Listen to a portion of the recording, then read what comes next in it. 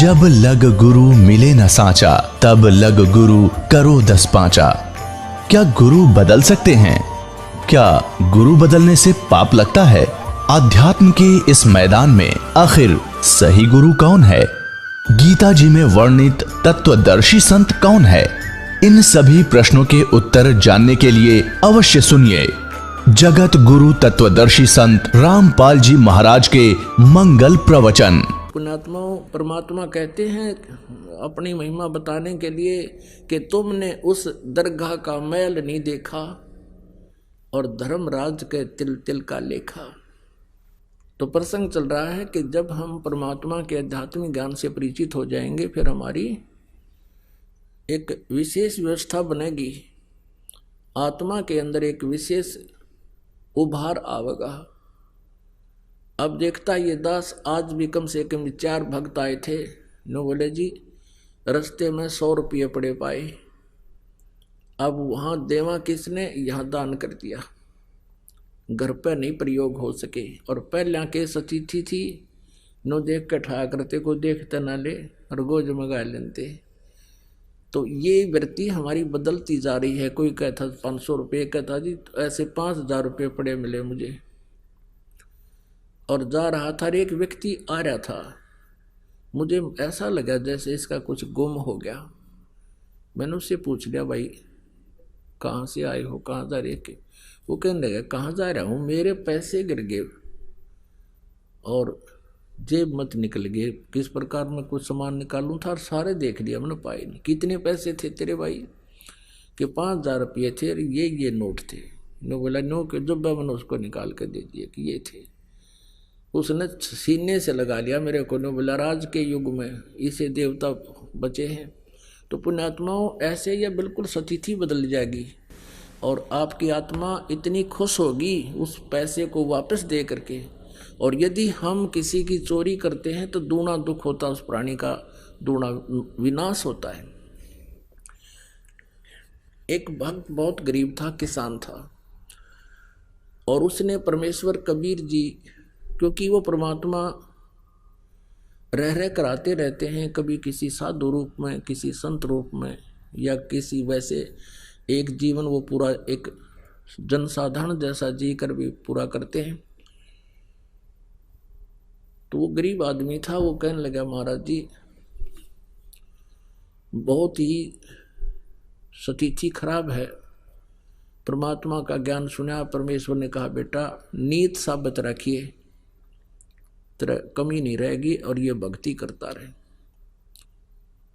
जितना तुझे चाहिएगा भगवान 21 देगा तुझे। अब क्या हुआ कि उसके एक बैल था, उससे गुजारा कर रहा था। एक चोर था, उस चोर ने क्या सोचा, वो चोरी करने के लिए निकला। उसने देखा एक गरीब व्यक्ति और गर्मी के दिनों में सो रहा है, उसके एक बैल बंधा है। उस एक का बैल न चुरा ले गया। अब चोर तो क्या है, जैसे 100 रुपये का बैल होगा, उस समय की बात, बहुत पुराने समय की है। तो किसी समय में ला लो इसको, तो एक उदाहरण है और सच्चाई है। तो उसने तो 10 रुपये का बिक गया, वो भी बेच दिया कि कहीं कोई पकड़ा ना जा तो, या 20 रुपये का। और बेच ब्याज खा पी कर फुर वो तो फिर उसाए हो गया।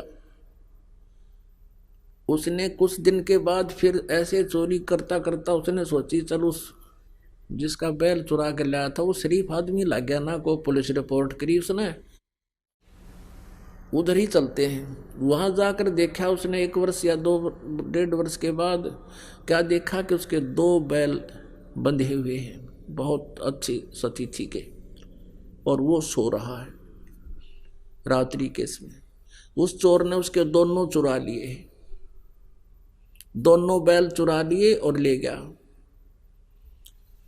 उनको बेच ब्याज के और अपना कर दिए फुरफुरा। वो फिर नो के नो उसको फिर टोटा सताने लगा। वो फिर चला, वो इधर उधर घूमता घामता। उसने सोचा एक बार फिर उधर देख लो, वो तो शरीफ आदमी है, कोई ऐसी प्रतिक्रिया भी नहीं कर रहा, ना कहता किसी खोजी को लेकर पीछे चलता है। उसने वहां जाकर देखा, क्या देखा कि उसके 4 बैल बंध रहे, 4 बैल नु खागड़ के से। अब उस चोर ने सोचा भाई मेरा तो नाश हो लिया और 3 बैल चुरा चुका मैं इसके, और इसके आज 4 बैल बंधे हुए हैं। भाई ये कौन सा जंतर मंत्र है इसके पास, इसने यो पूछूंगा मैं तो। और उसने वो वहीं सो रहा था किसान, उसको उठाया कि भाई उठना एक बार। वो किसान कहने लगा, सोया था ने बोला भाई मुझे मत छेड़, मुझे सोने दे, सारा दिन काम किया है, नींद अभी लेटा हूँ, सोने दे। वो कहने लगा भाई मैं चोर हूँ। वो चोर कहने लगा मैं चोर हूँ। ने बोला भाई चोर है ना, अपना काम कर दो, तू आया है, मुझे अपना सोने दे। अब वो कहने लगा रहा जो काम मैं करना चाहूँ था वो मेरे तीब होता को ना, इसलिए तुझे जगाऊँ हूँ ना, मैं कितने जगाऊँ वो। अब मैं चोरी नहीं कर पा रहा हूँ, मैं ये पूछना चाहता हूँ कि ये कौन सा जंतर मंत्र है तेरे पास भाई। फिर उसने बताया भाई चाहे मारिए चाहे छोड़िए मुझे, चाहे सजा दिए दंड दिए, अब सच्ची बात बताऊंगा, तेरा पहला बैल भी मैं चुरा कर ले गया था और मैंने तो वो पैसा मेरा न्योए गया बर्बादी में, और तेरे दूसरे 2 बैल भी मैं चुरा कर ले गया था। आज मैं जो का तू उसी स्थिति में हूं और तेरा ये 4 बैल बंध रहे हैं, इसलिए आज से मेरे पर चोरी ना होती भाई। अब मैं चोरी करने की स्थिति में नहीं रहा, मेरा हाथ कांपा है, सारा शरीर कांप रहा है कि ये देख तेरा तो नाश हो जाना चाहिए था, तेरे पास तो कुछ था ही नहीं उस दिन, तू बहुत गरीब था, आज तेरे मकान भी सुथरा बना लिया। तो वो बैठ गया, फिर ने बोला भाई जब तने यह जड़ी पूछ ली तभी बताऊंगा, बैठ जा तू। भाई अगर इस चोरी करने से कोई सेठ हो साहूकार बने तो कोई करके नहीं खावे, सब चोरी कर ले। तूने तो भाई घोर पाप इकट्ठा कर लिया। परमात्मा की भक्ति कर, मैं बताता हूँ मैं कैसे मुझे भगवान सहारा दे रहा है, मैंने गुरु बना रखा है। और तू चल, तुझे नाम दिलाऊंगा अपने गुरु जी से, और तो भी तेरी भी ऐसी मदद होगी। वो बोला भाई ठीक है, मुझे कुछ भी दिला, कुछ भी बराबर, पर मुझे यह जड़ी बता दे जो नो सेठ होया करे। गुरु जी के पास ले गया, उसको बताया, फिर उसने अपनी सारी कहानी बताई कि महाराज जी मैं कति घना ढेर आदमी हूँ, नीच व्यक्ति हूँ, और मैंने इसके 3 बैल चुराए, आज मेरे पास एक भी नहीं, और पैसा भी खाने को नहीं, बालक भी भूखे बैठे हैं, और आपके चेले के ठाठ हो रहे हैं। मैं यो जंतर पूछण आया हूँ। परमात्मा बोले ले भाई यो जंतर तू भी ले ले, नाम ले, भक्ति कर, और बेटा तुम भी ऐसे सुखी हो जाएगा, पर आज के बाद चोरी ना करिए। नो कान पकड़ लिए, रख नहीं गुरुदेव, सपने में भी नहीं करूँगा, और भी करता होगा मेरे मित्रानों ने भी समझाऊंगा भाई यो काम करने का कोई नहीं। फिर वो देखो पुण्यात्माओं कहाँ तक इन्हों पता लग जाए यो चोर है, उसकी देही तोड़ दे आदमी उठता है, और 20 साल बुलाओ भाजी हो रहा है, चोर ठह गया, और उसने न्यो भी ना पता लागने दिया पड़ोसियाँ थे कि ये चोर था, मेरे बैल खरीद के चोरी करके ले गया था।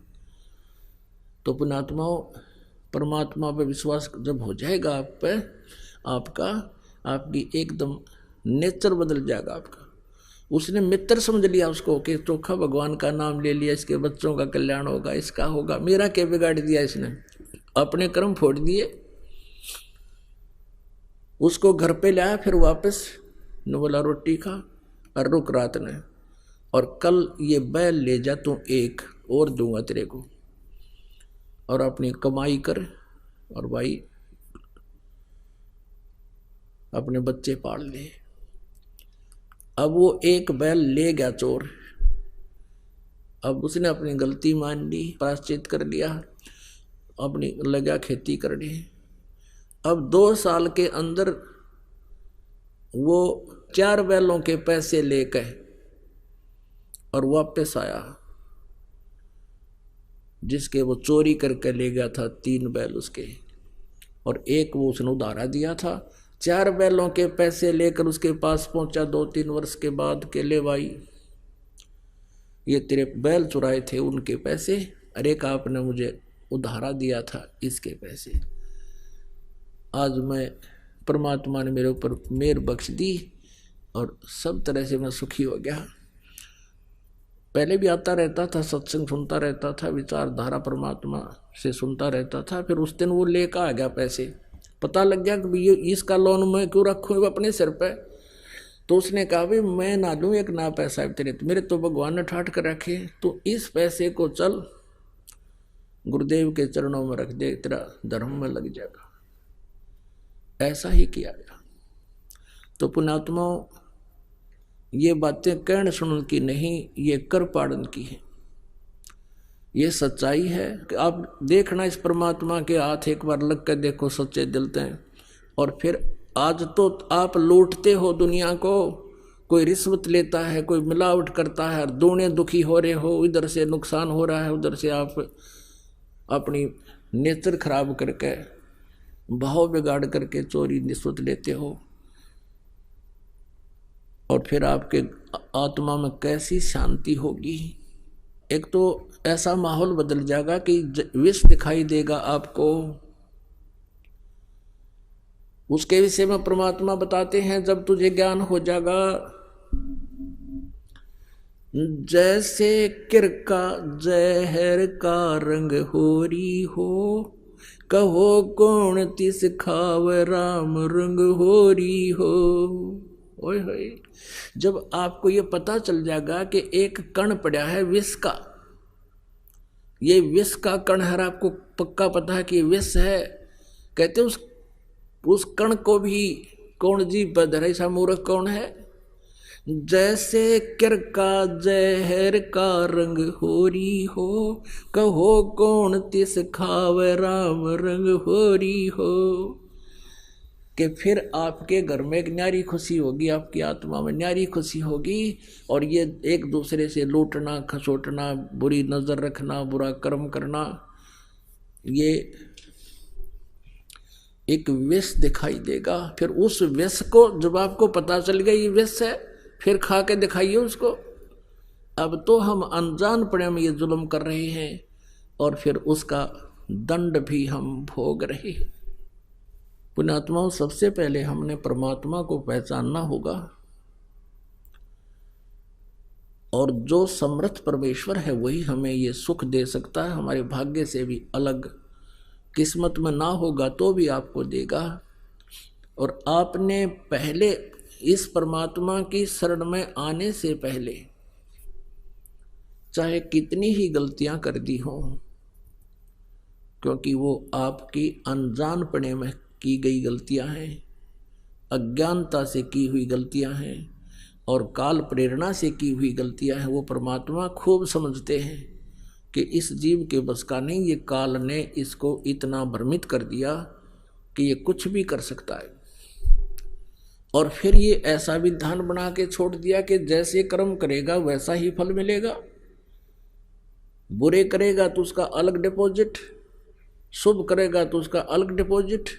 और इस लोक में शुभ करने के लिए तो बहुत प्रयत्न, अशुभ करने की जरूरत नहीं आप पे होंगे। जैसे पृथ्वी ऊपर पग जो धारे, करोड़ जीव एक दिन में मारे। जो चौका तुम दे वो नित्ता, सत्य ब्राह्मण की है हत्या। अब जैसे डेली पोचा मारते हैं, या वैसे लीपते हैं, या वैसे सैर सपट्टा करते हैं, या कोई खेत में हल जोतता है, या मजदूर कस्सी से खोदता है, करोड़ों जीवों को मारकर श्याम को विश्राम करता है, इतने पाप इकट्ठा कर लेता है। और पुण्य एक भी नहीं हो सकता, क्योंकि शास्त्र विधि को त्याग कर जो मनमाना आचरण करते हैं उसको कोई लाभ नहीं होता, न उसको सुख होता है, न उसकी गति होती है, न उसके कोई कार्य में कोई सिद्धि प्राप्त होती है, कोई न उसको कोई सुख होता है। गीता जी अध्याय नंबर 16 के श्लोक 23 में स्पष्ट किया है कि शास्त्र विधि को त्याग कर जो मनमानी पूजाएं करते हैं। अब आज तक इस तत्व ज्ञान से आपको पता चलेगा कि आप क्या साधना करते थे, मनमाना आचरण करते थे, मनमानी पूजाएं करते थे जो आपको कुछ भी लाभ देने वाली नहीं थी। तो जो पूजा साधना आप करते थे वो तो यूजलेस, और जो भी दान आप करते थे बिना गुरु के, क्योंकि पूरे गुरु बिन बात नहीं बनती। इन नकली गुरुओं को निकली मेहनतों से आपने उपदेश ले भी लिया, गुरु शिष्य बन भी गए, तो इनसे भी कोई लाभ नहीं होगा। तो उससे क्या होगा कि आपका पुण्य तो एक भी नहीं बने था और पाप इतने बने जिनमें गिनती नहीं हुआ। तो आप जब तक पूर्ण परमेश्वर कबीर देव जी की शरण में इस दास के माध्यम से नहीं आओगे, नकली कबीर पंथियों से भी आपको कोई लाभ नहीं होगा। इस दास के अतिरिक्त सभी डुप्लीकेट पंथ हैं, ये कबीर पंथ में भी इनके पास सतनाम नहीं है, इनके पास सारनाम नहीं है, और सतनाम और सारनाम ही मोक्षदायक है और पाप नाशक है। वो केवल इस दास पर रजा बख्शी है परमेश्वर, ये सत्कर मान लेना, ये अभिमान नहीं, ये सच्चाई समझना। तो उसके अतिरिक्त जो भी आप साधना कर रहे थे वो तो यूजलेस थी, कोई पुण्य नहीं, और पाप आप पर बने थे, पापों का ढेर लगता चला जावा था, और आपके जो कुछ पिछले संस्कार पुण्य थे वो इस जीवन में समाप्त हो जाने थे। और फिर अगले जन्म में क्या होगा, वो पाप भोगने के लिए 84 लाख प्रकार के प्राणियों के जीवन में आप जी की बिरान माटी शुरू हो जाती है, दुर्गति शुरू हो जाती है। एक जीव का आप देख लो जीवन, क्योंकि अब तो आपका नशा हो रहा है, 2 टाइम पर टूक मिल जाए, अच्छी मोटरसाइकिल कार होगी, सामने गुटी ला लें, अब फिर पता ही नहीं क्या होगा आगे, इतनी सोचने की समय नहीं छोड़ रखा काल ने। लेकिन इस सत्संग में आने से आंखें खुल जाती हैं पुण्यात्मा की कि क्या कर रहा था और क्या करना चाहिए था।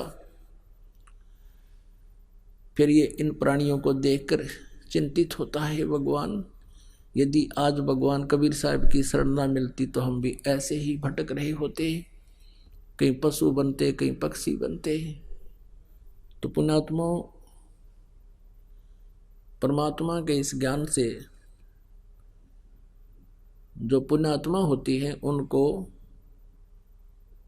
एक डर विशेष बनेगा, और भय बिना भक्ति बने नहीं। अब जैसे कई व्यक्ति कह देते हैं कि जो संतों ने वाणी बोली है, एक तो यथार्थ, एक भयानक, एक ऐसी एक वैसी। जैसे कोई कहता भी किसने देखा आगे क्या होगा, पशु बनेंगे या पक्षी बनेंगे, ये तो कहने की बातें हैं, ये तो डराने के लिए होती हैं। अपन आत्मा कोई चोरी चोर करता है, उसको कोई बुद्धिमान जेंटलमैन बताता है कि भाई चोरी ना कर, चोरी नहीं करनी चाहिए, पुलिस पकड़ेगी, तेरा तुझे कुटेंगे, काला मुंह करेंगे, तेरी सजा होगी, ऐसा ये गलती ना करें। और वो न्यू सोचे कि ये तो डरावे हैं, डरान के मारे कह रहे हैं, कुछ नहीं होना। लेकिन जिस दिन वो पकड़ा जाएगा चोरी करता, उसका बक्कल भी उतरेगा और उसका काला मुंह भी करेंगे और जेल में भी ठोका जाएगा। वो सारे काम बनेंगे उसके साथ में। अपन आत्मा यदि वो व्यक्ति उस जेंटलमैन की, वो चोर जेंटलमैन व्यक्ति की बात को मान लेता और उस डर जाता उससे, तो उसका समाधान हो जाता। वो डर भी था और सच्चाई भी थी, और उससे ना डर कर उसने कितना काम बिगाड़ लिया। इसी प्रकार ये सच्चाई भी है और डर भी लगेगा, और भय बिना बात बना नहीं करती। और डर कब लगता है? जब हम ज्ञानवान हो जाएंगे। जैसे एक छोटा सा बालक, अबोध बच्चा सर्प को पकड़ लेता है। एक बहन बतावा थी कि मेरी लड़की का लड़का आंगन में खेल रहा था, पशुओं का आंगन था, पशु खेतों में चले गए थे और उसकी माँ उसको वहाँ छोड़कर पशुओं का गोबर बाहर डाल रही थी। एक सर्प आ गया, काला सर्प, और उसने जाके उसको अच्छी वस्तु जान के न्यू पकड़ लिया। पकड़ते ही वो हाथ पर डस गया, उसने वो छोड़ दिया। वो खिसक गया। कुछ देर के बाद उसका हाथ सूजना शुरू हो गया। अब वो बच्चा बता नहीं सकता, उसकी माँ पूछे क्या लग गया। उस समय तो उसको कोई बच्चे को दर्द भी महसूस नहीं हुआ, थोड़ी थोड़ी सी वो बोलता था, ज़्यादा भाषा नहीं बोल पा रहा था। डॉक्टर के पास ले गए। डॉक्टर ने बताया कि इसके किसी विषैले जानवर ने काट रखे है। फिर बच्चे से पूछने लगे, बेटा कैसा था, क्या था, किसने डस दिया? वो कहने लगा, भैंस की पूंछ कैसा था, काला काला। अब उसको ये नहीं मालूम था ये सांप था। उसने वो सांप पकड़ दिया और उसने वो डस दिया, तो मुश्किल से जान बची उस बालक की।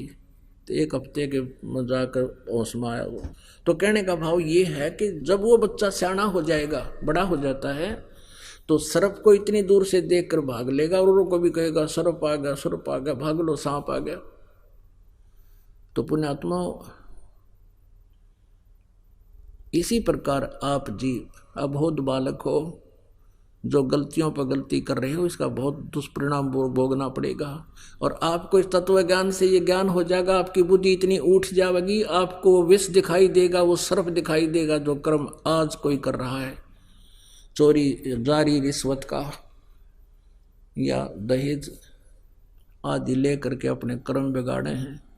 ये नहीं होगा, फिर आपसे हो ही नहीं सकता, और इसकी आवश्यकता कतई नहीं। हम कितना दूसरे के धन को लेकर सुखी हो सकते हैं? अपना इतिहास पढ़ लिया, सुन ली ये कथा, ये सच्चाई है, सत्कर मान लेना।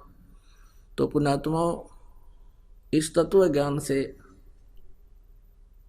आपकी पूर्ण रूप से आत्मा निर्मल हो जाएगी, और फिर इस निर्मल बुद्धि आत्मा के अंदर ये सतनाम रूपी बीज आप में बहुत अच्छी तरह फल फूलेगा। भगवान की भक्ति शक्ति आपको इतना सुख देने लग जाएगी, आप सोच भी नहीं सकते कि सचमुच भगवान ऐसा अब भी कर रहा है। पिछले उदाहरण सुना करते थे हम कि भगवान ऐसा दे दिया, उसको ऐसा कर दिया। आपको वर्तमान में दिखा देंगे, रोज कथा सुनाया करोगे अपने मित्रों को कि आज मेरा इतना ऐसा हो गया, ऐसा सुख हो गया। ये वो परमात्मा है, परमपिता परमात्मा कबीर परमेश्वर जी हम सभी के जनक हैं, कुल के मालिक हैं। हम सभी आत्माओं के एकमात्र वो हितैषी हैं, और इसीलिए वो अपने सतलोक को छोड़कर, इसे सुंदर इतने अच्छे लोक को छोड़कर यहाँ आते हैं, गंदे लोक में कुछ समय रहते हैं, और उस समय हम काल प्रेरणा से उनके साथ कितना दुर्व्यवहार करते हैं। पुण्यात्माओं, एक जब परमेश्वर यहाँ आए हुए थे, एक रामानंद नाम के महर्षि थे, ब्राह्मण,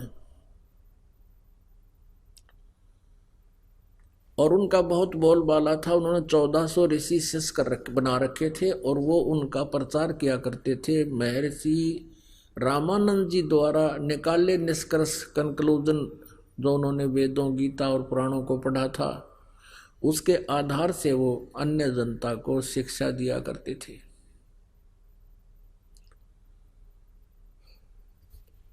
एक दिन परमेश्वर कबीर जी जब 5 वर्ष के हो गए थे, उन्होंने एक उस ऋषि को, विवेकानंद नाम था उसका, जो रामानंद जी के शिष्य थे, उसका सत्संग सुना। वो वैष्णु साधु थे, विष्णु जी की महिमा सुनाते थे, विष्णु जी को सर्वेश्वर बताया करते थे, श्री कृष्ण जी को परम शक्ति बताते थे। परमात्मा ने प्रसन्न किया उस विवेकानंद से कि महर्षि जी, मैं आपसे एक प्रश्न करना चाहता हूँ। आप जी कह रहे हो कि भगवान विष्णु जी का कहीं जन्म नहीं हुआ, ये सर्वेश्वर हैं, महेश्वर हैं, मृत्युंजय हैं, कालज्ञ हैं, इनके कोई माता पिता नहीं। परमेश्वर ने कहा कि मैंने शिव पुराण में कथा सुनी थी, एक ब्राह्मण तय रुद्र संहिता के अंदर स्पष्ट लिखा हुआ है, 5वें, 6ठे, 7वें, 8वें अध्याय में, कि सदा शिव रूपी काल रूपी ब्रह्म से और दुर्गा इस शक्ति से, दोनों के संयोग से विष्णु की उत्पत्ति हुई, और ब्रह्मा जी की उत्पत्ति हुई, और शिव की उत्पत्ति हुई। और देवी भागवत में लिखा है, ब्रह्मा विष्णु जी स्वयं कहते हैं कि हमारा तो जन्म और मृत्यु होता है, हम अविनाशी नहीं हैं। अब उसके पास वो रखी हुई थी पुस्तकें, उसने उठाकर देखी विवेकानंद ने। अब परमात्मा के दिए ज्ञान से उसको कुछ पढ़ने को मिला कि सचमुच इसमें कुछ लिखा तो है कि विष्णु जी का जन्म हुआ, ब्रह्मा जी का जन्म भी इन्हीं से हुआ। लेकिन पुण्यात्माओं, जब तक परमात्मा की कृपा नहीं होती यह बात आंखों देखकर भी विश्वास नहीं होता। क्योंकि विवेकानंद और हम सभी ने पहले कुछ भी नहीं सुन रखा था, अपने सदग्रंथों का कोई ज्ञान नहीं था, और लोक वेद जितना सुन रखा होता है कि आंखों देखकर भी सदग्रंथों को विश्वास नहीं करते। इसमें जो लिखा है यह सच्चाई है, हम उस लोक वेद पर दृढ़ रहते हैं। ऐसी स्थिति विवेकानंद की होगी, आंखों देखकर भी नहीं माना। दूसरा कारण ये था, उसको पता था कि संस्कृत मेरे सिवा यहाँ कोई नहीं जानता जितने श्रोता हैं। कह दिया कि झूठा है, ये झूठ बोलता है, ऐसा कुछ नहीं है। और परमात्मा कबीर जी 5 वर्ष के थे, तिलक लगा रखा था जैसे वैष्णव साधु लगाया करते हैं। विवेकानंद जी ने पूछा कि तू कौन है, क्या तूने कहीं दीक्षा ले रखी है? तो परमेश्वर कबीर जी के बोलने तो पहले ही श्रोता कहने लगे ये तो उस नीरू धाणक का बेटा है, दुल्हाई का बेटा है, इसका कबीर नाम है, इसकी तो आदत खराब है, ये किसी भी ऋषि महर्षि के पास जाकर उठपटांग बातें करता है, सबको ऐसे ही पूछता रहता है। एक आध श्रोता ही ऐसे बोलने लगा। तो विवेकानंद ने पूछा कि तू इतनी गहरी बातें सदग्रंथों की बोल रहा है, क्या तूने कहीं दीक्षा ले रखी है? कबीर परमेश्वर ने कहा कि हाँ, मैंने गुरु बना रखा है। उस विवेकानंद जी ने पूछा कि तूने कौन गुरु बना रखा है? कि जो आपने बना रखा वो मैंने बना रखा। अब विवेकानंद जी कहने लगा तू सीधे मुंह बात कर, तू जुलाहे का शूद्र का लड़का, और मैं ब्राह्मण और मैंने महर्षि रामानंद पंडित से नाम ले रखा है, वो तेरे जैसे शूद्रों की तो शकल भी नहीं देखता। तू झूठ बोलता है, कपटी है। देखो रे लोगों, ये क्या बकवास कर रहा है, मेरे गुरुजी की बेइज्जती करता है, शूद्र होकर के मेरे स्वामी जी से इसने नाम ले रखा है। कल देखना इसकी वहाँ श्यामत आएगी, तुम सभी आना और गुरुजी के सामने हैं इसको लाएंगे, बुलाएंगे, और तुम देखना ये कितना झूठा है, इसने कोई नाम नहीं ले रखा। पुण्यात्मा अगले दिन 10 मस्टंडे पकड़ के ले गए कबीर परमेश्वर को, बालक को, 5 वर्ष के बच्चे को रामानंद जी के सामने जाके खड़ा कर दिया।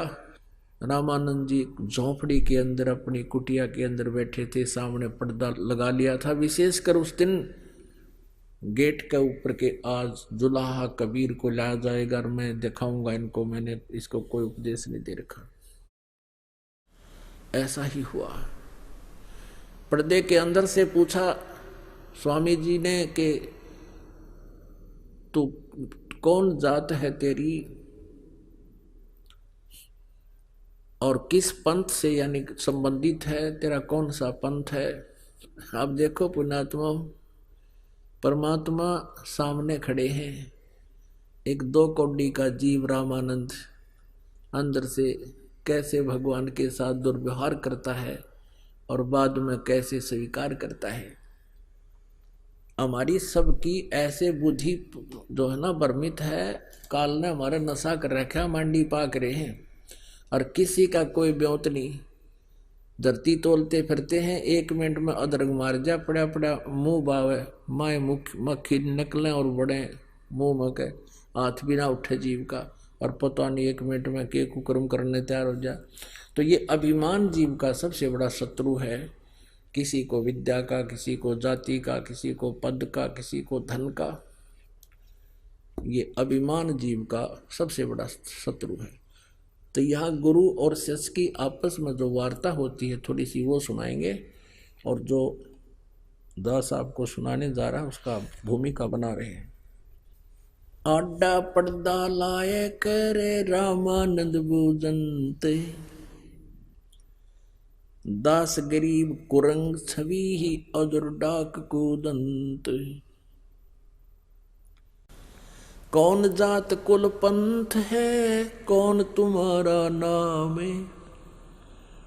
दास गरीब आधीन गति, वो बोलत है बलि जाऊं मैं।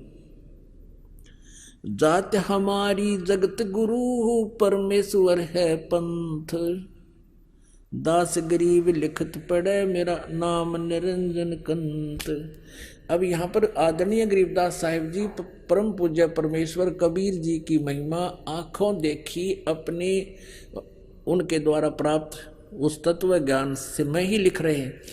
उन परमेश्वर के द्वारा प्राप्त उस दिव्य दृष्टि से देख कर लिख रहे हैं। जैसे तुलसीदास जी ने लाखों वर्ष पहले की घटना रामायण और कलयुग के अंदर ज्यों की तो अपने सिंपल लैंग्वेज में यथार्थ चित्रित कर दी थी, लिख दी थी। इसी प्रकार गरीबदास जी ने परमेश्वर कबीर जी की परम पूज्य कबीर जी की वो यथार्थ घटना लीला अपनी अमृतवाणी में बोली। कैसे कैसे वार्ता हुई थी उनकी, तो गरीबदास जी अपनी तरफ से बता रहे हैं क्या, इसलिए यहाँ गरीबदास शब्द आ रहा कबीर जी के स्थान पर। कबीर परमेश्वर क्या बोले, रामानंद जी ने पूछा कौन तुम्हारी जाति है और क्या तुम्हारा नाम है। तो गरीबदास जी कहते हैं आधीन होकर जैसे गुरु जी के सामने एक शिष्य सुयोग्य शिष्य को व्यवहार करना चाहिए, ऐसे कर रहे हैं। और क्या बोले, बोलत है आधीन गति, आधीनी से बोल रहे हैं। गरीबदास जी कहते हैं मैं बलिहारी जाऊं उस परमेश्वर के समर्थ शक्ति होते हुए इतने विनम्रता से बात कर रहे हैं छोटे से जीव के सामने। जात हमारी जगत गुरु और परमेश्वर है पंथ। दास गरीब लिखत पढ़, मेरा नाम निरंजन कंत। पुण्यात्मा इस परमात्मा की ये घटना लीला याद आती है, क्योंकि आप जिन इतना सुन नहीं रखा, नए नए भक्त आए हैं। इस दास जी को जब ये बातें चित्रित होती हैं, वो घटना इधर परमात्मा खड़े हैं 5 वर्ष के बालक के रूप में, महर्षि रामानंद जी बैठे हैं और अपने एक जीव को सद्बुद्धि देने के लिए परमात्मा कितना कष्ट उठाते हैं। अब रामानंद जी गालियां दे रहे हैं भगवान को और वो करबद्ध खड़े हैं। तो पुण्यात्माओं हमारा हितैषी कौन है? एक शराबी बालक लड़का बाप ने बूंदी अच्छी कह देता है और वो बेचारा आंखों में आंसू बहाता और बैठ जाता है और फिर भी ये सोचता है इसकी नशा उतर जाएगा तब ये ठीक बोलेगा मुझे। तो पुण्यात्माओं यही स्थिति आज हमारी है। कबीर साहब कहते हैं कबीर ये माया अटपटी सब गट आन अड़ी और किस किस न समझाऊं या कुएं भांग पड़ी। सबको प्यारा किए, ये सब उसी के बच्चे हैं और यह भांग पैदी काल ने यहाँ की ये बकवाद बेमतलब की गुटी ला ले, कोठी बना ले, कार ले ले, इससे में उलझा दिया।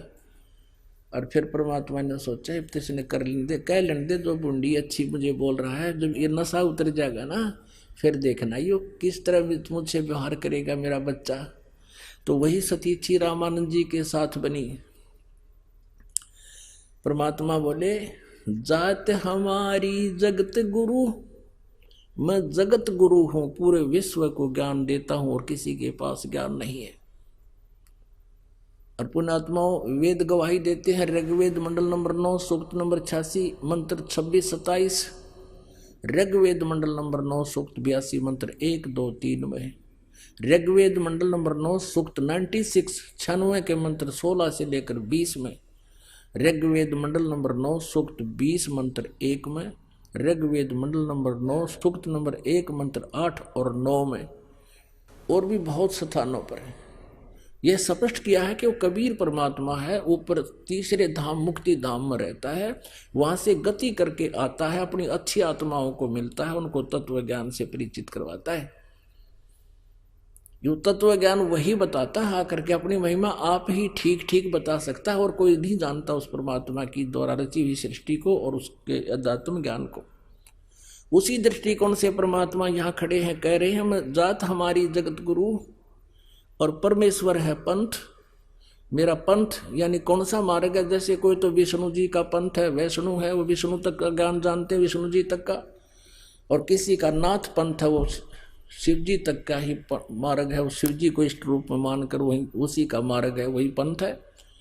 कोई ब्रह्म तक की साधना बताते हैं, वो ब्रह्म तक का पंथ है। तो ये परमात्मा कहते हैं मेरा परमेश्वर है पंथ। मैं जो मार्ग बताने आया हूँ भक्ति का, वो उस परम पिता, उस परम अक्षर ब्रह्म का है, उस परमेश्वर का है, जिसमें गीता जी अध्याय नंबर 18 के श्लोक नंबर 62 में कहा है कि अर्जुन तू सर्वभाव से उस परमेश्वर की शरण में जा, जिसकी कृपा से तू परम शांति और सनातन परम धाम को प्राप्त होगा।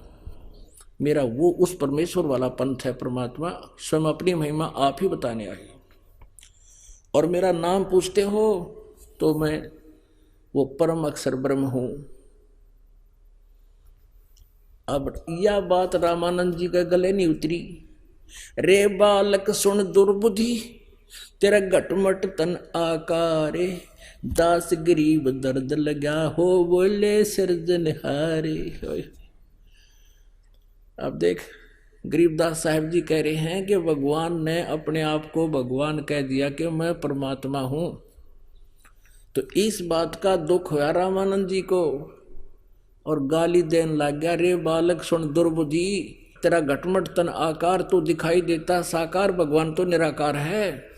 अब विष्णु जी का पुजारी और मूर्ति रख है, सारे चित्र ला रहा और कह स्वर्ग में जाऊंगा, वहां भगवान रहता है विष्णु जी।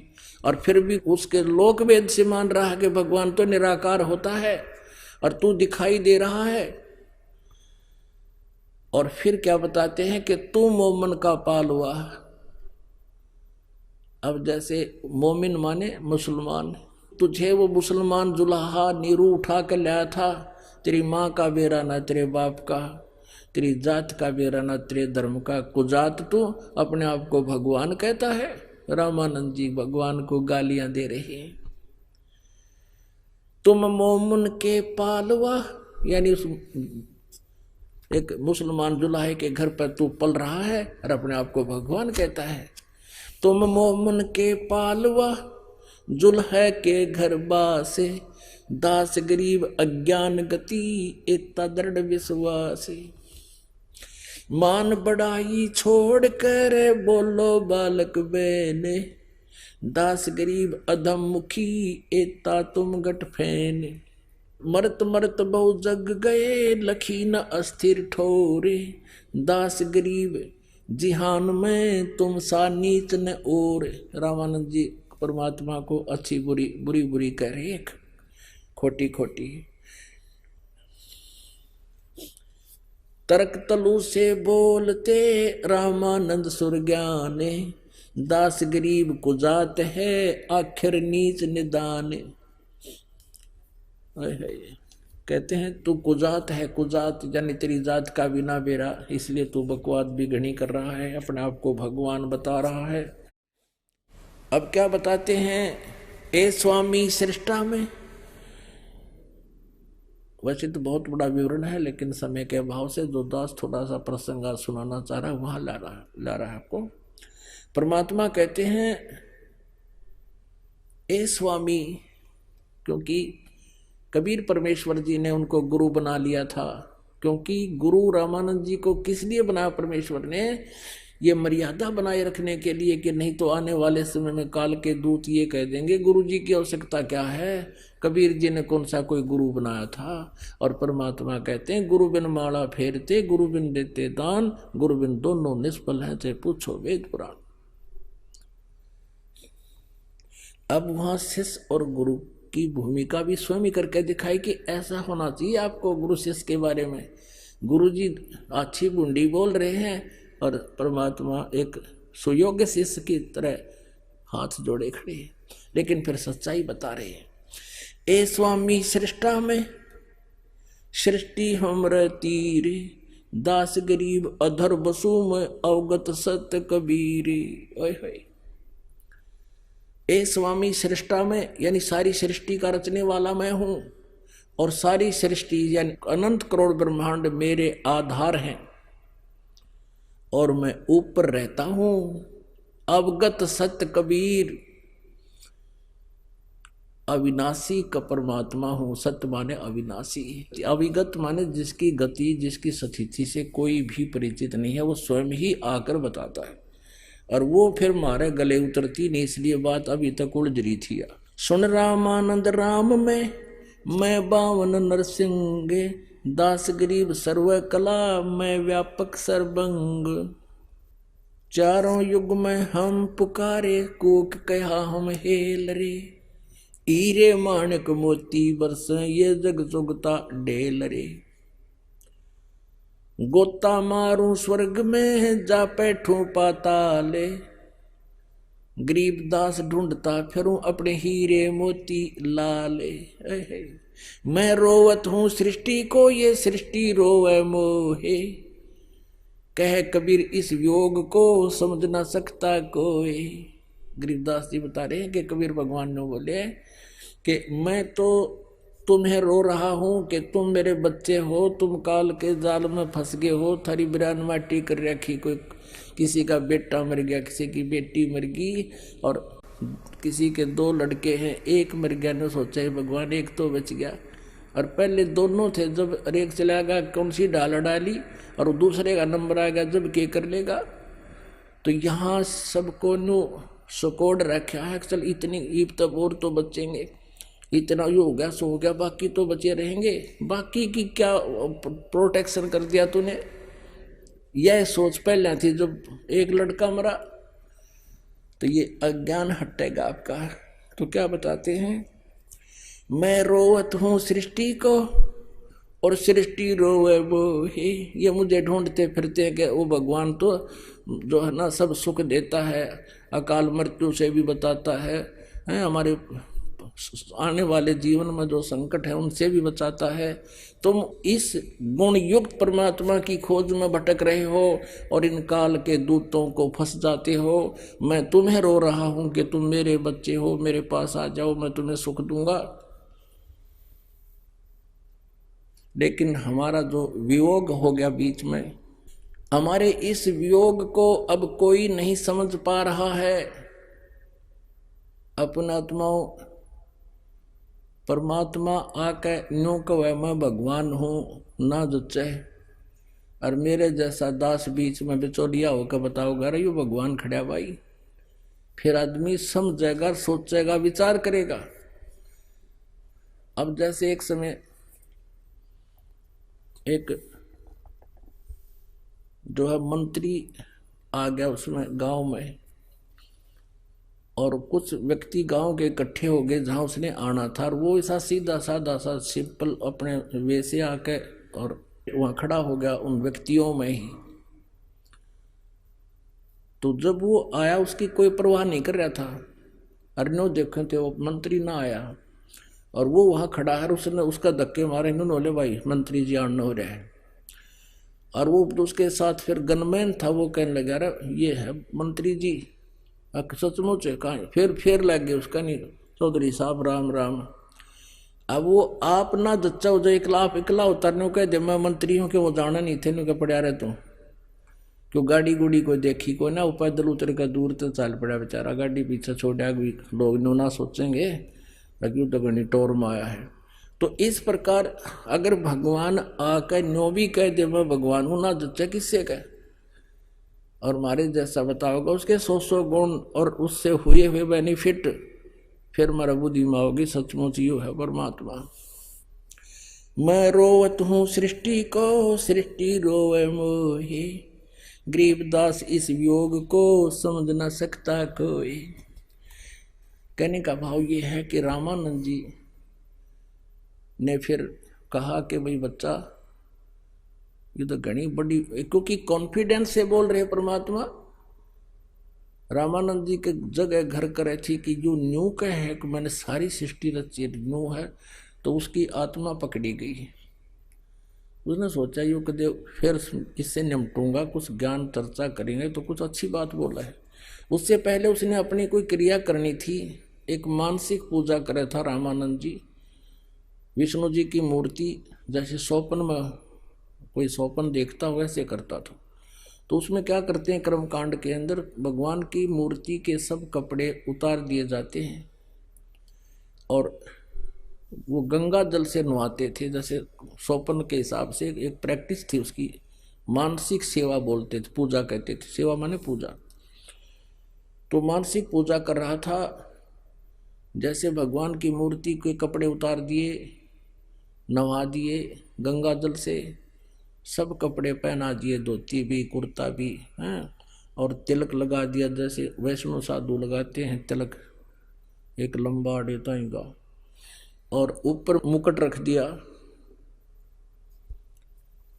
अब सारा कुछ कर दिया, फिर देखा कि आज भगवान के गले में कंठी ना डाली माला। अब उसने सोची, माला रखी दिखी अलग, सपने में जैसे होता है, उठा कर उसने सोची भी माला, अब माला ना डाला गले में तो पूजा खंडित। और उस दिन मुकुट रख दिया, मुकुट नवा धवा कर भगवान को मुकुट उतारा नहीं जा सकता, अगले दिन ही उतरेगा उसी समय, ऐसा उनका विधान है कर्मकांड का। जब मुकुट उतारे तो पूजा खंडित, भगवान की बेइज्जती हुए, और वह माला ना डाले तो भगवान फिर अधूरी श्रृंगार रह गया भगवान का। असमंजस में हो गया, उसने सोची ला मुकुट के अंदर से माला को डाल देता हूं। वो माला मुकुट में फंस गई, नहीं गई आगे।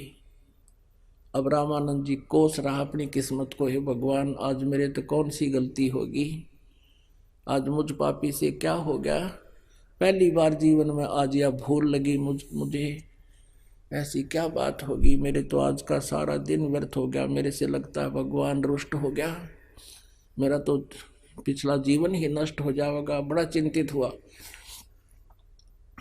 आगे पर्दा है, कोई मूर्ति बार नहीं है, मानसिक पूजा रामानंद जी कर रहे हैं। और फिर परमात्मा ने बाहर से कहा, 5 वर्ष के बालक के रूप में खड़े परमेश्वर ने, कि स्वामी घुंडी खोलकर इस माला की गांठ खोल लो और फिर माला गलदार, फिर वह गांठ ला दे दोबारा गले में भगवान के डाल के, आपने मुकुट उतारना नहीं पड़ेगा। अब रामानंद जी ने सोचा, रे तेरा गजब यो भगवान खड़ा, बाहर तो कोई वस्तु दृष्टि गोचर नहीं है, मैं कोई साकार मूर्ति नहीं रख रहा, सेगनी क्रिया कर रहा, मैं तो मन से कर रहा हूं। और इसने मेरे मन की बात बता दी। कहते हैं आडा पर्दा दूर भगा और लीना कंठ लगा। कहाँ तो उसको एक जुलाहे का लड़का धारण कर कुजायत कर रहा था, और फिर भगवान सामने दिखाई दिया, सीने से लगा लिया। 5 वर्ष के बालक को 104 वर्ष के वृद्ध ने। पुण्यात्माओं, इसको ब्राह्मण कहते हैं, इसको भगत कहते हैं। कहते हैं ब्राह्मण सोए जो ब्रह्म पहचाने, ब्रह्म ने परमात्मा को पहचान ले। और लोक लाज मर्याद जगत की तृण जो तोड़ बगावे, जब कोई राम भगत गत पावे। अब एक तरफ तो सारा समाज बैठा, ब्राह्मण वर्ग बैठा था, और रामानंद जी 1 नंबर के ब्राह्मण थे। बात भी यहीं अड़ी हुई थी कि वो नहीं मान रहे थे कि कबीर जी दुल्हाए को रामानंद जी ने उपदेश दे रखा है। और उसी समय रामानंद जी ने देखा, बाढ़ में जाओ, ये समाज जिस उद्देश्य के लिए सारा जीवन ला रखा, 16 साल की उम्र में साधु बन गया था, और आज वो भगवान सामने खड़ा, ये समाज क्या देगा मुझे, ये सोचकर भक्त ने भगवान को सीने से लगा लिया। अब जब परमात्मा को सीने से लगाया तो उनका शरीर में हड्डी नहीं थी, इतना रुई जैसा शरीर था। यजुर्वेद अध्याय नंबर 40 के मंत्र नंबर 8 में उसमें लिखा है कि सैपरि आगात शुक्रम अकायम ऐसनाविरम कबीर मनीषी स्वयंभू परिभू व्यवधाता। वो परमात्मा कबीर परमेश्वर जो है वो यहाँ तत्वदर्शी संत रूप में आता है, और उसका शरीर बिना नाड़ी के जोड़ जुगाड़ का होता है। शुक्रम अकायम, माता पिता के संयोग से बनी हुई शुक्र सी उसकी शरीर नहीं होता, तो वही रामानंद जी प्रमाण कर रहे हैं। अब क्या होता है, रामानंद जी ने और भी बहुत से प्रश्न किए, परमात्मा ने सॉलिड उत्तर दिए। रामानंद जी कहने लगे, बच्चा मैं तेरे से बहुत गहराई से बात करना चाहता हूँ। परमात्मा कहने लगे, ठीक से स्वामी जी बातें करो। वो बैठ गए एक साइड में जाकर दोनों जने, और वो ब्राह्मण गए विदक। वो दोनों देखना रहे थे कि, और साथ में वो विवेकानंद भी विदक क्या कि स्वामी जी का तो बुढ़ापे में दिमाग खराब हो गया, और एक शूद्र के बच्चे को सीने से लगा दिया। वो तो सारे खिसक गए, बैठ गए दोनों गुरु चेलो, भगवान और आत्मा पुण्यात्मा जिसके लिए वो उतर कर आते हैं। अब रामानंद जी देखो, इस मन की बड़ी जो है ना खराब वृत्ति है इसकी। एक बार तो मान लिया भगवान है, फिर अपने ज्ञान से फिर सोचने लग गया, फिर प्रश्नों की जड़ी लगा दी भगवान के सामने।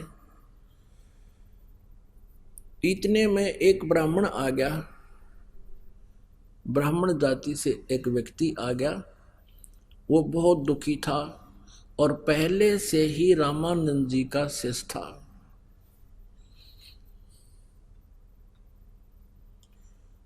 और पहले से ही रामानंद जी ने उनको क्रियाएं बता रखी थी, तू ऐसे जंतर कर ले, ऐसे मंत्र कर ले, ये साधना कर ले, तुझे सुख होगा।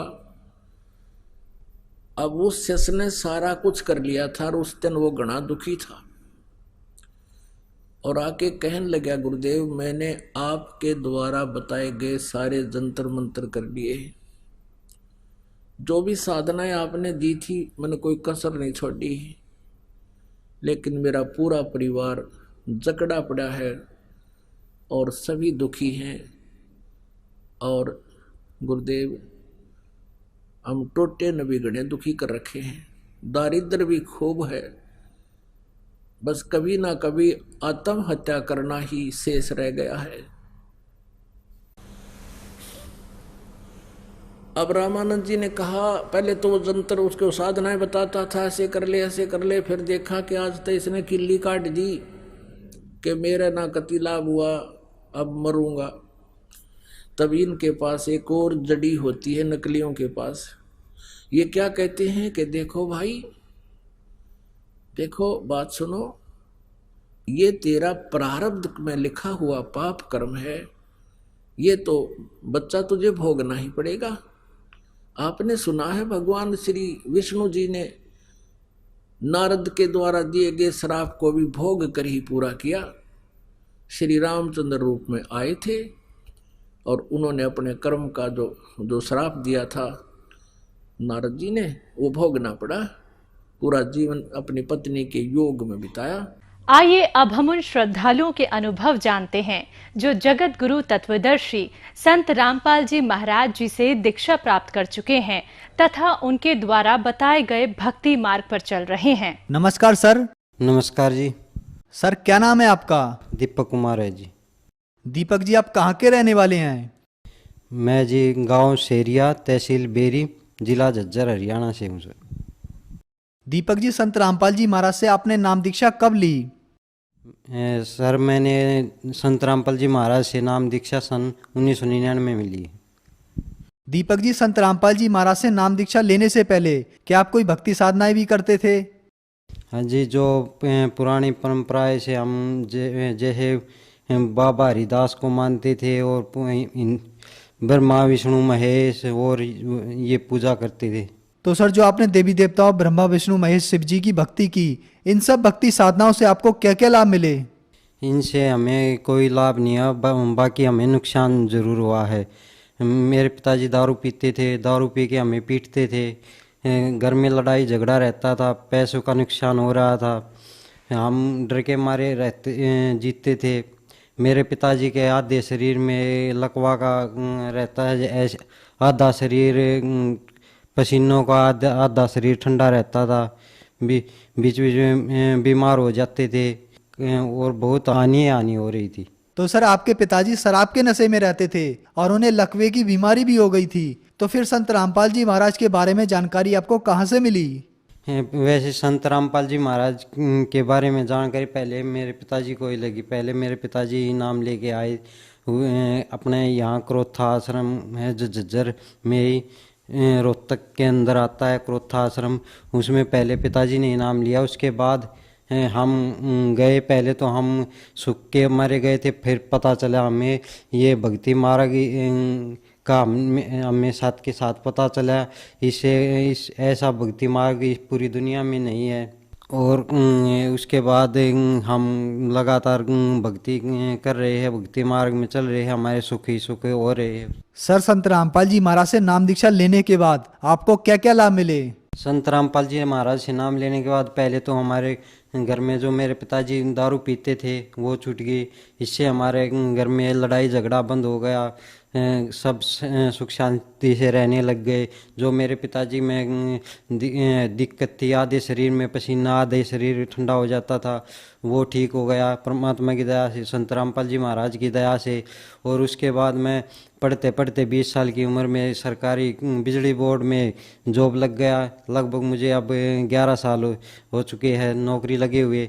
और मेरे भाई है जो मेरे से 1.5 साल बड़ा हुआ है, उसको भी 12 साल के करीब कंपनी में नौकरी करते हुए फिलहाल वे मैनेजर की पोस्ट पे लगे हुए हैं। उसकी भी अच्छी खासी इनकम है, 80,000 के करीब उसकी महीने में इनकम है।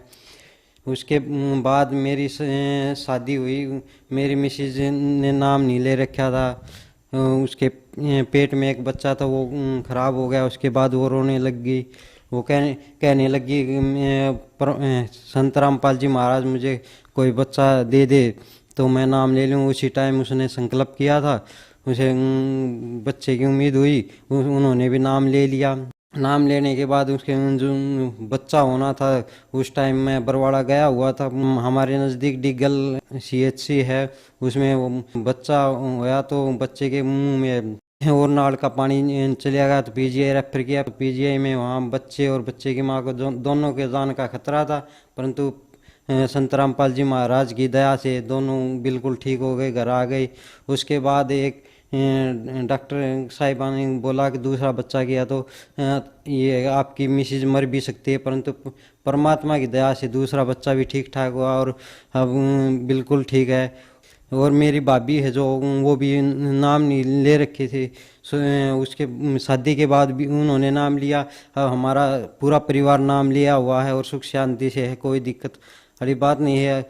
आगे से आगे लाभ हो रहा है, परमात्मा खुद ही जो कुछ मन में आता है ये उससे पहले ही कर देता है, कोई दिक्कत नहीं है। सर संत रामपाल जी महाराज से नाम दीक्षा लेने के बाद आपको बहुत से लाभ प्राप्त हुए, तो जो समाज आज आपको देख रहा है आप उन्हें क्या संदेश देना चाहेंगे?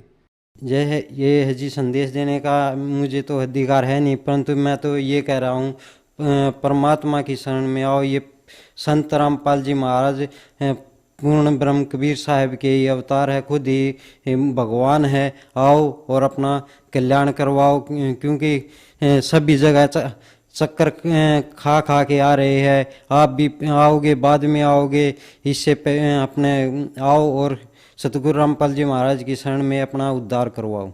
सर संत रामपाल जी महाराज की शरण में कैसे आए? संत रामपाल जी महाराज के शरण में आने के लिए बहुत से चैनलों पर संत रामपाल जी महाराज का प्रोग्राम आता है, उस पर एक नीचे हेडलाइन दी होती है, उस पर नंबर लिखा होता है। उस नंबर पे कांटेक्ट करके आप नज़दीकी अपने दीक्षा केंद्र में जाकर दीक्षा ले सकते हैं। धन्यवाद सर। धन्यवाद।